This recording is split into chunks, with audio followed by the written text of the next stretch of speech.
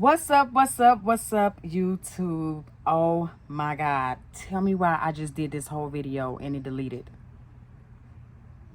Literally, it deleted. Early clean your credit, okay? Your consumer report. That's what it's called. Your consumer report. How to properly clean your consumer report. Now, everybody out here using 609 letters, okay? Let me tell you about those 609 letters, okay?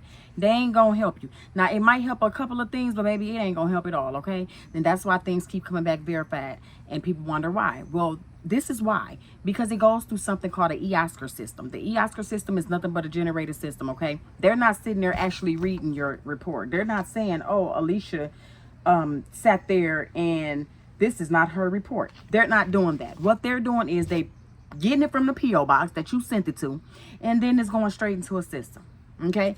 And then it's picking up on codes and stuff like that. And when it says 609, I'm sure they all know because the whole him world is doing it, okay? So anyway, we just gonna go ahead and get into this right now. So in order to start cleaning up your credit, and there will be part 2 to this video because I can't get it all in a timely fashion, and that's okay. Okay, so don't be mad at me, just accept it. Okay, so one of the things that you're going to do is you're going to start with your name. Okay, so if your name is Leslie S. Brown, but they have Leslie R. Brown, that's not you. So it needs to be disputed. Okay, simple, dispute it. All AKAs, dispute them because they're not you. It's not yours. Dispute it.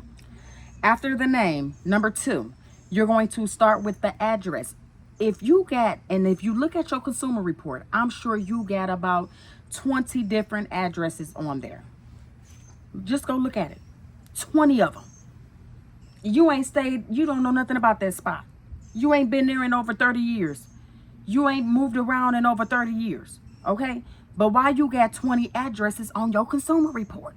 Go ahead and dispute that as well, and only use the address that you're using that's on there. Now, I recommend people to literally go get a P.O. box, and this is the secret. This is the trick.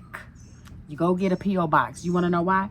Because they judge you according to your zip code. So let's say you in a 48205 zip code, Detroit. They know everybody over there mainly ain't they're thinking that everybody over there is black. Let's keep it 100. It's black. It's hood. Okay. And at the end of the day, their credit score ain't a bunch of nothing anyway. That's how they're thinking. This is how the system thinks. Okay. So you want to go out there to Bloomfield Hills, Beverly Hills, and you want to get you a P.O. box. And that's the address that needs to be attached to your consumer report. Watch how you start building. So you want to remove all old addresses. Please remove all old addresses. Okay, let's keep going. Any phone numbers? I was checking the consumer report. When did I check that report? Last week. Okay, and this man had over literally 30 phone numbers on his report, and I'm looking like, what is going on in America? It is not that much going on in America for you to have 30 phone numbers. Get one phone number. Now, on my consumer report, there is no phone number, no email, no nothing. Only addresses on there is my address, okay, which I have a P.O. box that's on my consumer report that is in a rich neighborhood. And I'm going to keep it there. I'm not going to get rid of it at all. I'm going to keep it there because that literally, it helps the system, okay? It's just a trick in the system, that's all. Any addresses that was on my report, I had a couple of addresses on my consumer report, but I got them deleted. Thank goodness. A lot of y'all are a victim of identity theft. I understand. I get that. So what you're going to do is you're going to go to the FTC website, which I'll have the link down below. And you're going to put on the FTC, you're going to put on the identity theft what is on your report that does not belong to you. Okay, put that on there. It doesn't belong to you. Not only that, how did they get your consumer report? It's illegal to sell my information to a third party. So unless I went into an agreement with you, you stole my identity. Simple. Yes, you did. Yes, you did. And according to the Privacy Act of 1974,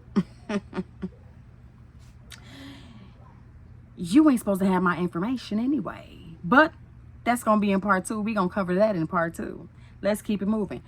I don't use 609 letters because, again, it goes through the EOscar system. I don't have time to use a 609 letter. That is not going to help me. I started doing credit in 2017, and it never helped. Nothing came off, nothing worked, nothing helped at all. Simple. You got to learn how to do things by pen and paper and by utilizing the United States Code book. That's where the federal laws are. CFR codes are only operating based off of the United States Code. And a lot of people don't know that. So the CFR codes is just codes from what they operate from the federal laws. That's it. Federal laws, United States codes, that's in standing, that's in stone. So you want to go ahead and get that book. Is Title 15, and I will have that link in the description below as well, because you can get that on Amazon. Yes, you can.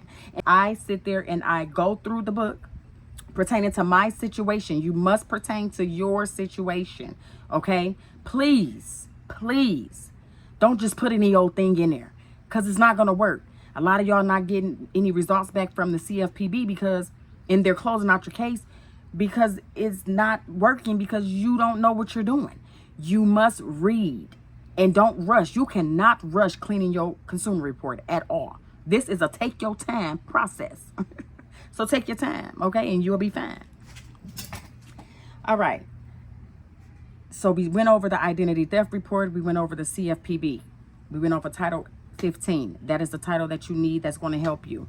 A lot of people do not know that because you have identity theft going on and maybe domestic violence, if you go on the Social Security Administrative website, it tells you that you can apply for a different number, but you must go into the building. This is not something that you do online, okay? But you are allowed to obtain another number for identity theft reasons, and you have to show proof, and for domestic violence, and you have to show proof of that as well. I just had to let you all know that.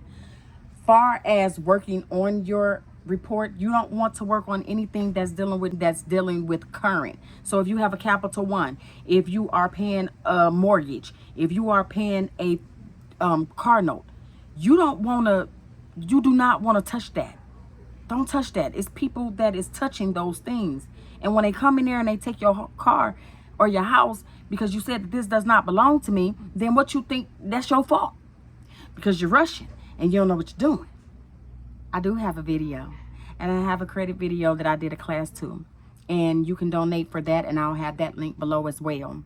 And it's teaching you how to properly do things. But so I am going to have a part 2 to this. So we went over addresses. You want to remove all addresses unless it's your address, or you can go and get you a PO box. If you go through UPS, they have what do you call it? They have real addresses, and you can use that address, but make sure again it's in a rich neighborhood. Any name, AKAs that does not belong to you, go ahead and clear that on up. Phone numbers and emails, clear that up off that consumer report as well, okay? You are cleaning your report right now. Another thing, inquiries. Remove all inquiries. Now, if you got an inquiry on there that's associated with Capital One and you're using Capital One, don't clear that up. Leave that where it be. But anything else that you did not get approved for, clear it up. I recommend you to please clear it up. You need to clear these things up. Okay, so with that being said, we went over inquiries, addresses, names, phone numbers, and emails.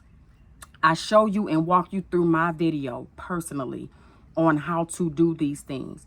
And I will have the link below. In the meantime, I gotta go. Okay, come back for part 2. If you like this, please subscribe to my channel. Okay, give me a thumbs up. Follow me on Facebook and Instagram and TikTok, okay, at The Core B Show. And yeah, I'll see y'all in a second.